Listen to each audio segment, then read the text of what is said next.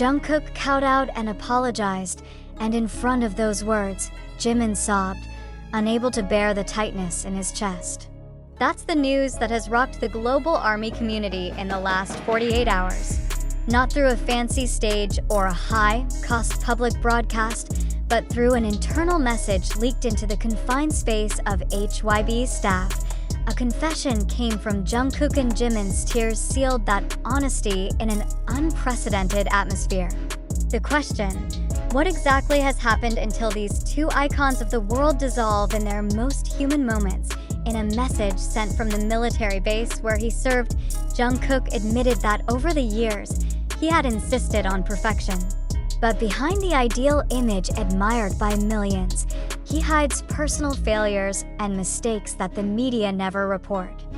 I've hurt people who believed in me consciously or unconsciously. I don't blame anyone, including myself. But today, I have to apologize, he wrote. What shocked the public was not only that recognition, but also the context. No scandals, no outside demands. There is no media pressure. Jungkook speaks because he chooses to be honest, and that honesty explodes the emotional space that has been held in the body of a superstar. Which is more heartbreaking? Jimin, a group mate and his closest friend, could not help crying when he heard the confession. I know he keeps everything to himself, but seeing him open up like that, I can't, Jimin wrote in a letter he wrote a few days later.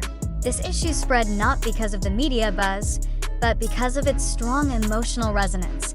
Jungkook's "I just want to be better for the people who still believe in me" quote became the most shared quote on Twitter and Weverse. Behind it all, one thing became clear: that Jungkook was at the most significant turning point in his life. He was taking off his idol mask to reveal who Jungkook really was. Jimin's tears were not just a sad expression. They're a symbol of the deep connection between two best friends who have grown up together in the spotlight of the world. In a closed-door session with military staff and several BTS members in attendance, Jimin was quoted as hugging Jungkook in silence, saying only, "You're not alone." Words are short, but they carry a heavy burden of empathy. He never wanted to look weak, but today he chose to be open.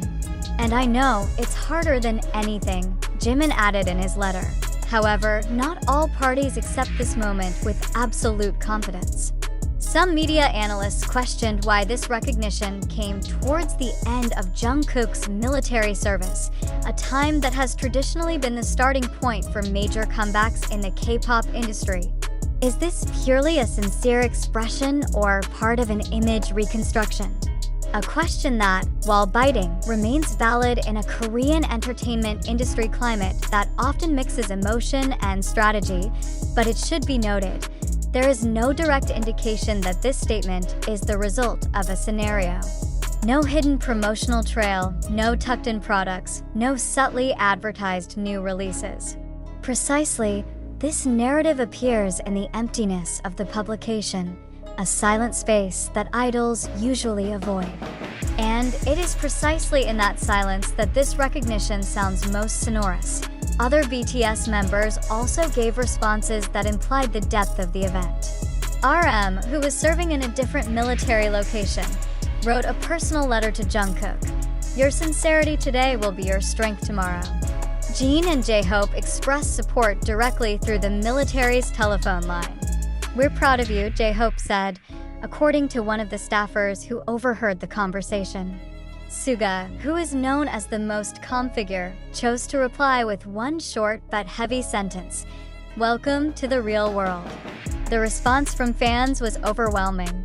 In Japan, America, to Europe, the ARMY made murals, charity projects, to open letters as a form of support. In South Korea, more than 5 large fan bases hosted a joint reflection event, where they recited Jungkook's message and Jimin's letter in an atmosphere of complete silence. But in this flood of sympathy, concerns arise that cannot be ignored. Social media is full of edited clips, dramatic narratives, and even engineering videos that seem to feature Jimin's tears and Jungkook's vibrating voice. Most of this content does not come from official sources.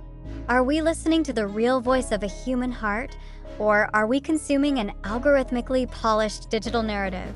HYB itself has not yet issued an official statement. They do not refute, but also do not unequivocally confirm. This led to further speculation. On the one hand, it could be that the agency chooses to remain silent in order to protect the private space of the members.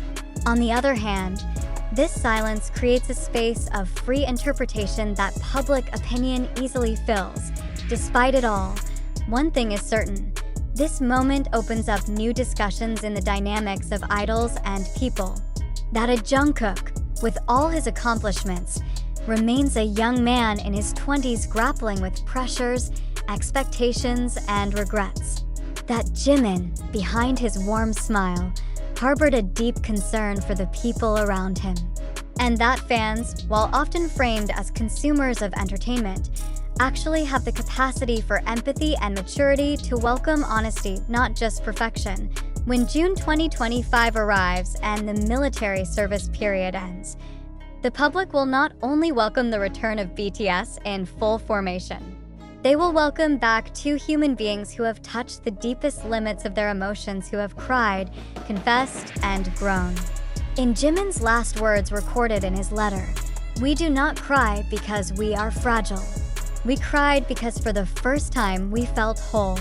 As Jimin's tears rolled down his cheeks and Jungkook's confession echoed through the limited emotional messages circulating, the world seemed to pause.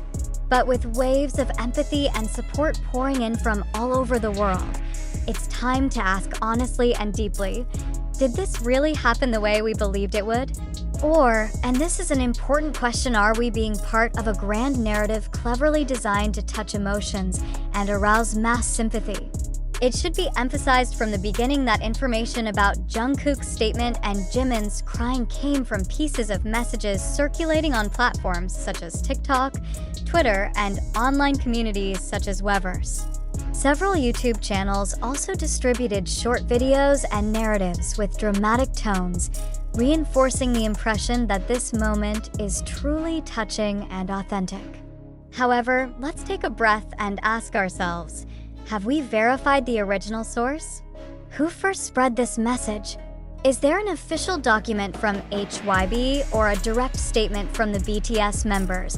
In the entertainment world, especially the K-pop industry, which is famous for being very strategic and structured, it is not uncommon for emotional moments to be used to create buzz. This kind of strategy has been used for years. Moments of recognition, sobs, or personal reconciliation are often brought up in the run-up to a big comeback. Is this some kind of warm-up ahead of Jungkook and Jimin's return from military service?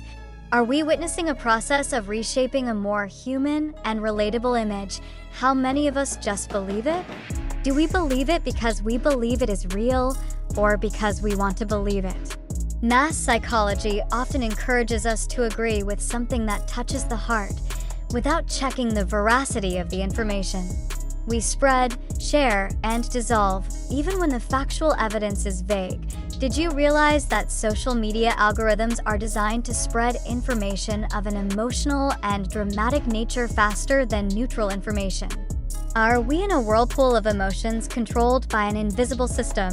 As consumers of digital information, we should question this narrative more critically. Was the message purporting to be Jungkook's personal confession really written by him?